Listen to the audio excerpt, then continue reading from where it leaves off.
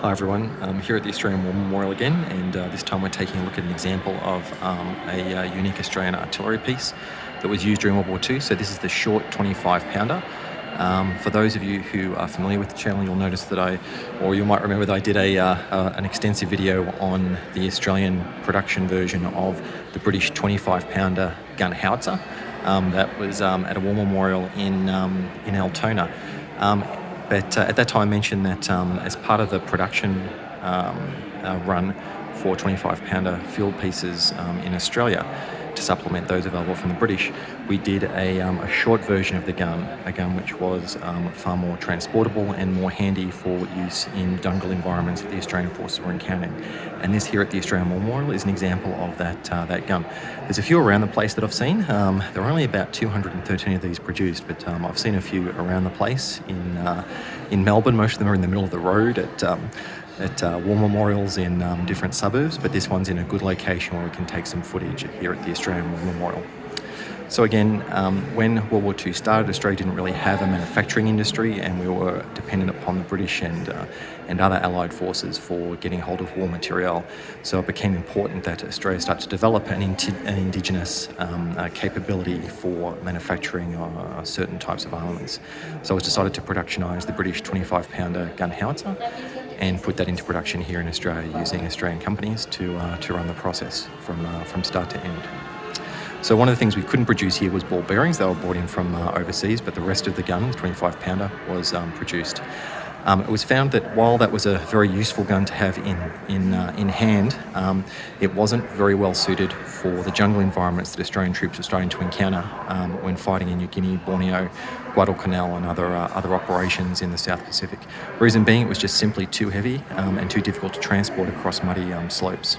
So the idea came to take the gun and produce a modified version of it that could be broken down into separate parts. So this particular version was designed to be broken down into about 14 separate parts, all of which were weighing less than 150 kilos, so that they could be transported on a Willys or Ford light Jeep, which had a quarter of a tonne capability, or airdropped to forces. And that way you came up with a gun that was more useful for the mountainous terrain with poor roads and muddy conditions in the South Pacific than the original 25 pounder, which was great for desert warfare, great for European warfare, but not very transportable.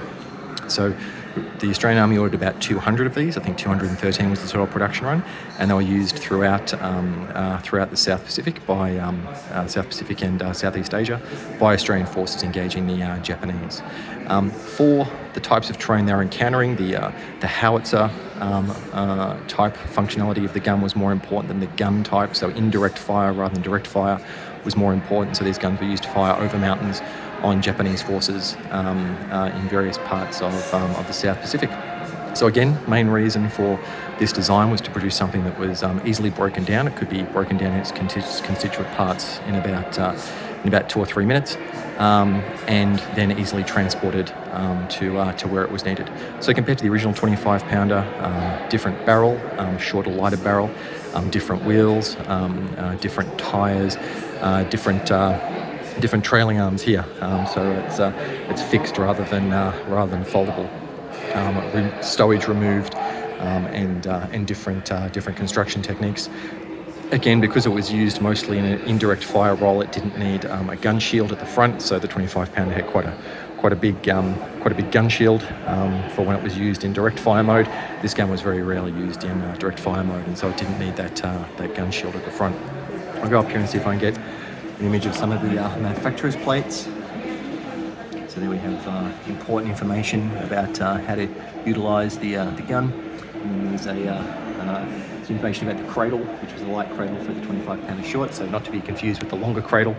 Still a bit of riveted construction there in the cradle. So again, really good example of the short 25 pounder, a unique Australian design that was an adaptation of the British 25 pounder Gun Howitzer. Still fired the same types of basic types of ammunition as the 25 pounder, so a separate projectile and separate bagged ammunition, but more useful for jungle warfare.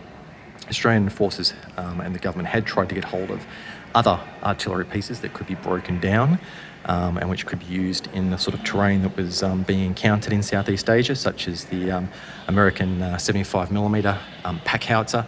But Pack Howitzer production in America was needed for both mountain troops and also for airborne forces, who also needed artillery that could be broken down into smaller parts and airdropped. So we had to come up with a unique solution. Anyway, great piece of Australian history here, preserved at the Australian War Memorial in Canberra. Hope you enjoyed the video. Talk to you soon.